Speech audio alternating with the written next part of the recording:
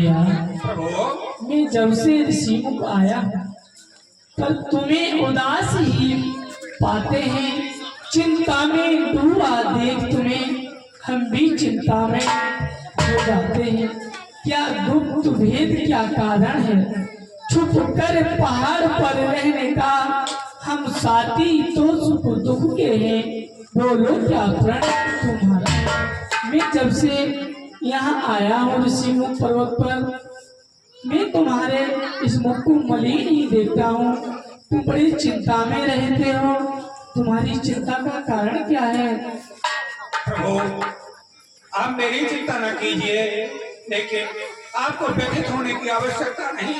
वैश्वदेव शीघ्र ही आएगा कि माता वैदेही को आपसे मैं मिलाकर रहूंगा। मैं आपको वचन दे चुका हूँ। प्रभु चिंता न करिए, मैं प्राणपण से मन वचन कर्म से आपके कार्य की सिद्धि में पूरे दल बल के साथ जुट जाऊंगा। नाथ मित्र, मेरा भी तो कुछ कर्तव्य है। मैंने तुम्हें अपना मित्र बनाया है, तुम्हारे दुख को दूर करने का मैंने भी कुछ निश्चय किया है, इसलिए अपने दुख का कारण तो मुझे सुनाओ भैया। प्रभु आप कहते हैं तो बताता हूँ। हे नाथ, हम दो भाई हैं। नाथ बालियर में दो भाई, प्रीत रही कछ बरन न जाए। मेरा बड़ा भाई है जिसका नाम बाली है, मेरा नाम सुग्रीव है। हम दोनों भाइयों में परस्पर इतना प्रेम था कि शरीर देखने को दो लगते थे। हमारे दोनों भाइयों में भ्रातृभाव हमें इतना था कि प्राण दोनों के एक ही मान करके चलिए। वो बाली मुझे अत्यंत अनिर्वत प्रेम करते थे और मैं भाई के लिए एक पिता के समान सम्मान देता था। मेरा भाई बाली अत्यंत बलवान है, उसके लिए तपस्या में वरदान मिला हुआ है कि जो उसके सम्मुख आकर के लड़ेगा वह उससे विजय नहीं पा सकता। बाली को विजय अवश्य मिलती है।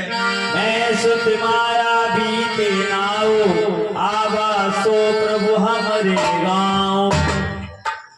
एक दिन प्रभु मैं दानव का पुत्र मायावी द्वंद्व की इच्छा से अर्धरात्रि में हमारे यहाँ आया और द्वार पर बाली के लिए द्वंद्व के लिए ललकारा। बाली ने उसकी ललकार को सुनकर धावा बाल देव शोभा,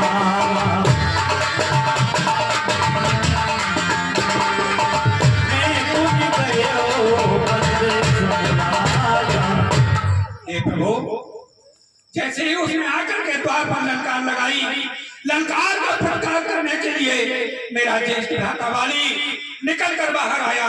बाली को देखते ही वह दोष भाग निकला। बाली ने उसका पीछा किया। मैं भी भाई होने के नाते भाई का सहयोग करने के लिए पीछे पीछे चला गया।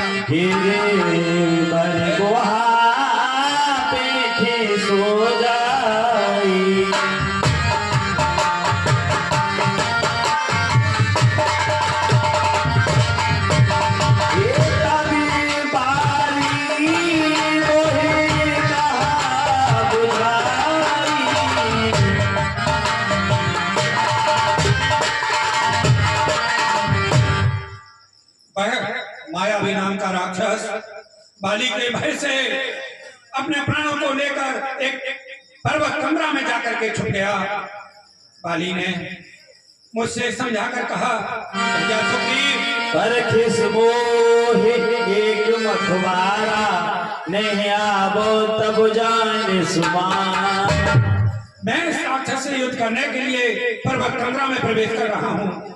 सुग्रीव, तू मेरा 15 दिन तक यहाँ मेरी प्रतीक्षा करना, और यदि 15 दिन बाद मैं नहीं आऊँ लौटकर तो जानना की बाली मारा गया। मासी भी बसे मेरो फरारी,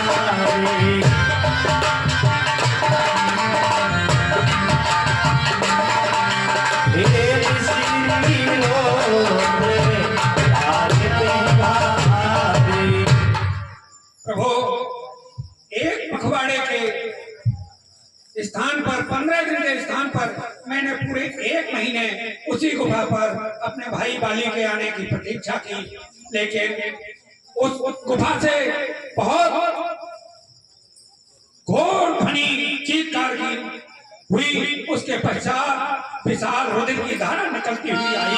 बाले हतीस मोहे मारे आई, सिला दे तह चले ऊपर। मैंने सोचा कि भैया ने 15 दिन प्रतीक्षा करने के लिए कहा था, लेकिन हो सकता है कि इस दुष्ट ने मेरे भाई का संहार कर दिया हो और अगर मुझे भी मार डालेगा। इसलिए मैंने एक विशाल पत्थर की शिला लेकर उस गुफा के द्वार को बंद कर दिया और मैं वहां से भागकर चला आया। मंत्री पूरी देखा सारी, ये तीरे मोहे मारी बरदाई।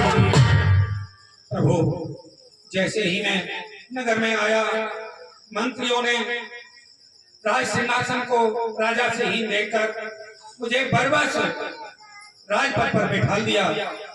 उसके पश्चात बाल काय मारे गहरावा, देख मोए जी भेद बढ़ावा।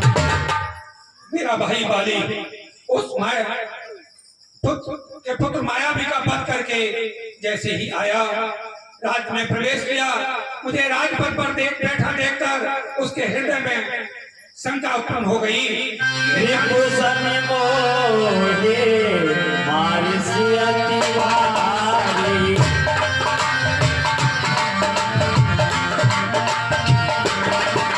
ये हरनी से सर बसे हर नारी। भाई बाली के हृदय में यह शंका उत्पन्न हो गई कि हो सकता है सुग्रीव के हृदय में राज सिंहासन पर बैठने की उत्तराकांक्षा हो, इसीलिए यह शिला से गुफा के द्वार को बंद करके आया है और राज सिंहासन पर बैठा। मुझे प्रभु शत्रु की भांति बहुत मारा, मेरे घर में प्राण ही शेष रह गए। मैं अपने प्राणों को लेकर भाग आया। ताके भे रघुवीर कृपाला, सकल भुवन में फिरे बिहारा। मेरी स्त्री को भी उसने राजभवन में रोक लिया। मैं उसके भय से पूरे विश्व में भागता फिरा, लेकिन कहीं कोई स्थान मुझे छूने के लिए नहीं मिला। यह पर्वत यहाँ पर मतंग ऋषि के श्राप के कारण वह नहीं आ सकता है, इसलिए मैं यहाँ अपने प्राणों को सुरक्षित समझकर यहाँ इसलिए रह रहा हूँ। यह कारण है मेरे यहाँ रहने का। दीनबंधु, आपने पूछा तो मैं बताया। सुन सुग्रीव मारे हो बाले कोई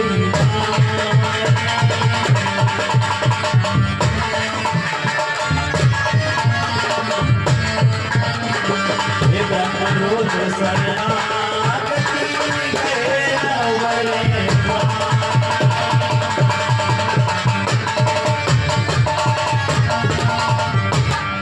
हे बेटे, क्या प्रभु? मैं बाली को अपने एक ही बाण से मार डालूंगा, चाहे शंकर और ब्रह्मा उसकी रक्षा करें, फिर भी उसे मेरे बाण से कोई बचा नहीं सकता। हे सुग्रीव सुनो रघुवीरा, बाल महाबली अति रघुवीरा।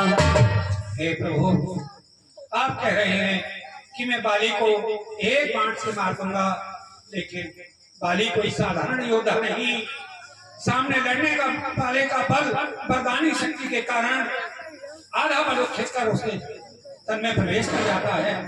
बाली का वध होना असंभव लगता है प्रभु मुझे। अष्टताल दिखराए। हे बेटे, कहिए प्रभु। बस अभी के नहीं सुन सकता हूँ। अब भुज दंड को तोड़ती है, मालूम मुझे यही होता है, उसके सर मृत्यु होती है। पीस चुके बहुत सोने अपना, अब उसका रक्त पिलाएंगे, स्वराज 5 सुग्रीव तुम्हें हम संध्या तक दे पाएंगे। मित्र तुम चिंता मत करो, मैं तुम्हें वचन देता हूँ कि आज शाम तक मैं तुम्हें राजा बना दूंगा। सरोवर किनारे 7 ताड़ के वृक्ष खड़े हुए हैं। तक्षक का यह वरदान है, कहना है कि जो एक बाण से उन 7 वृक्षों को धराशायी कर देगा वह बाली पर विजय पा सकता है। मित्र कहें आप तो मैं उन 7 ताड़ के वृक्षों के पास आपको ले चलता हूँ। ठीक है। वीर प्रयासी रघुनाथ जहाय। रामचंद्र की जय। बार बार लागे पद सीसा, प्रभु जान मन हर से कपीसा। प्रभु अब मैं आपको पूर्ण रूपेण जान गया। उपजा ज्ञान बचन सब बोला, आजी कृपा मनि भयो हरोला।